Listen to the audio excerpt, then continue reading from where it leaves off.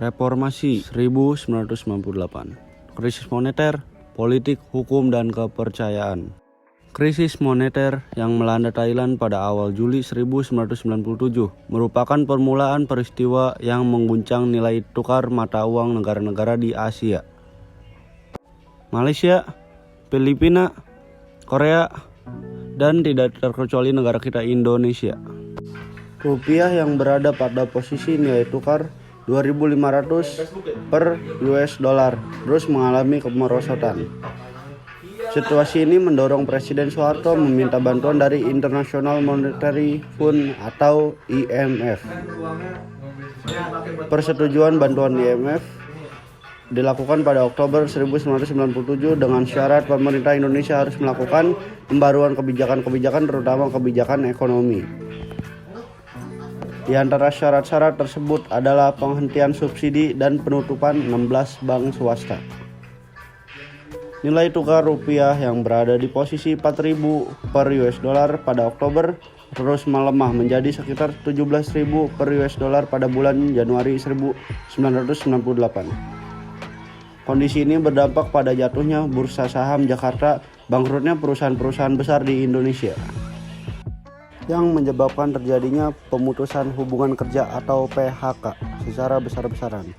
Kondisi ini membuat Presiden Soeharto menerima proposal reformasi IMF pada tanggal 15 Januari 1998 dengan ditandatanganinya Letter of Intent, nota kesepakatan antara Presiden Soeharto dan Direktur Pelaksana IMF Michael Semdesius. Pada saat krisis semakin dalam, muncul ketegangan sosial dalam masyarakat. Pada bulan-bulan awal 1998 di sejumlah kota terjadi kerusuhan anti-Cina. Kelompok ini menjadi sasaran kemarahan masyarakat karena mereka mendominasi perekonomian di Indonesia.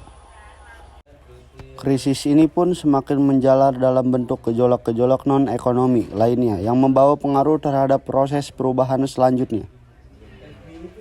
Hasil pemilu ke-6 yang diselenggarakan pada tanggal 29 Mei 1997, Golkar memperoleh suara 74,5%, PPP 2,4% dan PDI 3%. Sidang umum MPR yang dilaksanakan pada Maret 1998 menetapkan kembali Soeharto sebagai presiden untuk masa jabatan 5 tahun yang ke-7 kalinya dengan B.J. Habibie sebagai wakil presiden. Dalam beberapa minggu setelah terpilihnya kembali Soeharto sebagai Presiden RI, kekuatan-kekuatan oposisi yang sejak lama dibatasi mulai muncul ke permukaan. Meningkatnya kecaman terhadap Presiden Soeharto terus meningkat yang ditandai lahirnya gerakan mahasiswa sejak awal 1998. Gerakan mahasiswa yang mulai mengkristal di kampus-kampus seperti ITB, UI, dan lain-lain semakin meningkat intensitasnya sejak terpilihnya Soeharto. Garis besar tuntutan mahasiswa dalam aksi-aksinya di kampus di berbagai kota yaitu tuntutan penurunan harga sembako atau 9 bahan pokok, penghapusan monopoli, kolusi, korupsi, dan nepotisme, KKN, serta suksesi kepemimpinan nasional. Di tengah maraknya aksi protes mahasiswa dan komponen masyarakat lainnya, pada tanggal 4 Mei 1998 pemerintah mengeluarkan kebijakan menaikkan harga BBM dan tarif dasar listrik. Kebijakan yang diambil pemerintah bertentangan dengan tuntutan yang berkembang saat itu, sehingga naiknya harga BBM dan tarif dasar listrik semakin memicu gerakan massa karena kebijakan tersebut berdampak pula pada naiknya biaya angkutan dan barang kebutuhan lainnya. Dalam kondisi negara yang sedang mengalami krisis, Presiden Soeharto pada 9 Mei 1998 berangkat ke Kairo, Mesir untuk menghadiri konferensi G15. Di dalam pesawat menjelang keberangkatan, Presiden Soeharto meminta masyarakat tenang dan memahami kenaikan harga BBM. Selain itu, ia menyerukan kepada lawan-lawan politiknya bahwa pasukan keamanan akan menangani dengan tegas setiap gangguan yang muncul. Meskipun demikian, kerusuhan tetap tidak dapat dipadamkan dan gelombang protes dari berbagai kalangan komponen masyarakat terus berlangsung. Tuntutan dan agenda reformasi.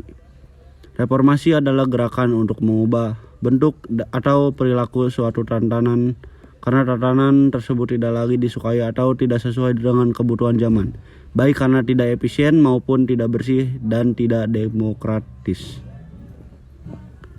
Kemunculan gerakan reformasi di latar belakangi terjadinya krisis multidimensi yang dihadapi bangsa Indonesia. Gerakan reformasi tahun 1998 mempunyai 6 agenda.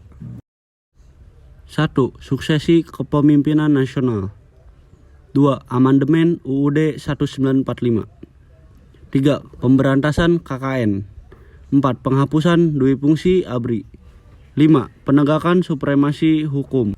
6. Pelaksanaan otonomi daerah.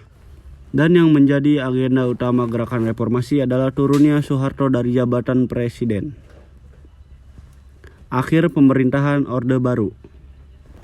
Pada tanggal 12 Mei 1998, 4 mahasiswa Universitas Trisakti Jakarta tewas tertembak peluru saat demonstrasi menuntut Soeharto mundur. Mereka adalah Ela Mulia, Heri Hertanto, Hendriawan Lesmana, dan Hafidin Royan. Mereka tertembak ketika ribuan mahasiswa Trisakti dan lainnya baru memasuki kampusnya setelah melakukan demonstrasi di gedung MPR. Penembakan aparat di Universitas Trisakti itu menyulut demonstrasi yang lebih besar. Pada tanggal 13 Mei 1998 terjadi kerusuhan, pembakaran, dan penjarahan di Jakarta dan Solo. Kondisi ini memaksa Presiden Soeharto mempercepat kepulangannya dari Mesir. Sementara itu, mulai tanggal 14 Mei 1998 demonstrasi mahasiswa semakin luas. Bahkan para demonstran mulai menduduki gedung-gedung pemerintah di pusat dan daerah. Mahasiswa Jakarta menjadikan gedung DPR atau MPR sebagai pusat gerakan yang relatif aman. Ratusan ribu mahasiswa menduduki gedung rakyat, bahkan mereka menduduki atap gedung tersebut. Mereka berupaya menemui pimpinan MPR atau DPR agar mengambil sikap yang tegas. Akhirnya tanggal 18 Mei 1998, Ketua MPR atau DPR Harmoko meminta Soeharto turun dari jabatannya sebagai presiden. Untuk mengatasi keadaan, Presiden Soeharto menjanjikan akan mempercepat pemilu. Hal ini dinyatakan setelah Soeharto mengundang beberapa tokoh masyarakat seperti Nurcholish Madjid dan Abdurrahman Wahid ke Istana Negara pada tanggal 19 Mei 1998, akan tetapi upaya ini tidak mendapat sambutan rakyat. Momentum Hari Kebangkitan Nasional 20 Mei 1998 rencananya digunakan oleh para tokoh reformasi untuk mengadakan doa bersama di sekitar Tugu Monas. Akan tetapi rencana apel dan doa bersama batal karena 80.000 tentara bersiaga di kawasan tersebut. Di Yogyakarta, Surakarta, Medan, dan Bandung ribuan mahasiswa dan rakyat berdemonstrasi. Ketua MPR atau DPR Harmoko kembali meminta Soeharto mengundurkan diri pada hari Jumat tanggal 20 Mei 1998 atau DPR atau MPR akan terpaksa memilih presiden baru. Bersamaan dengan itu, 11 Menteri Kabinet Pembangunan 7 mengundurkan diri. Presiden Soeharto akhirnya membacakan pernyataan pengunduran diri pada tanggal 21 Mei 1998 di Istana Negara, Jakarta. Soeharto mengundurkan diri dari jabatan presiden yang telah dipegang selama 32 tahun, kemudian digantikan dengan B.J. Habibie. Sejak saat itu berakhirlah era Orde Baru, masa reformasi.